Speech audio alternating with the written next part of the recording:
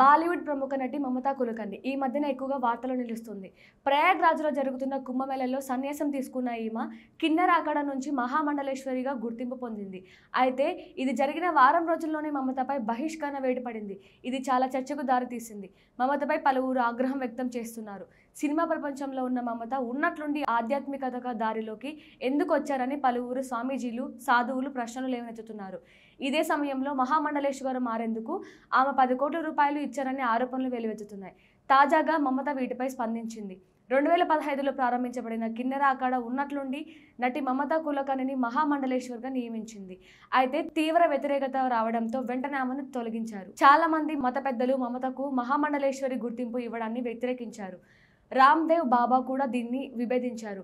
ఎవరు ఒక రోజులో సన్యాసం పొందలేరు. ఈ రోజుల్లో ఎవరినో ఒకరిని పట్టుకొని మహామండలేశ్వరిని చేయడం చూస్తున్నాం అంటూ ఇండైరెక్ట్గా మమతను విమర్శించారు.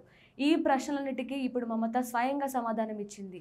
ఇక మహామండలేశ్వరి బిరుదు పొందడానికి మమతా కులకర్ణి 10 కోట్ల రూపాయలు ఇచ్చారని ఆరోపణలు వస్తున్నాయి. అయితే ఈ ఆరోపణతో ఆమె ఏకీభవించలేదు. కేవలం 2 లక్షల రూపాయలు గురుదక్షిణగా మాత్రమే ఇచ్చానంటుంది. గురుదక్షిణగా 2 లక్షల రూపాయలు ఇచ్చాను. నా బ్యాంక్ ఖాతాలన్నీ స్తంభించిపోయాయి. అందుకని వేరొకరి దగ్గర డబ్బులు తీసుకొని ఇచ్చానని మమత చెప్పుకొచ్చింది.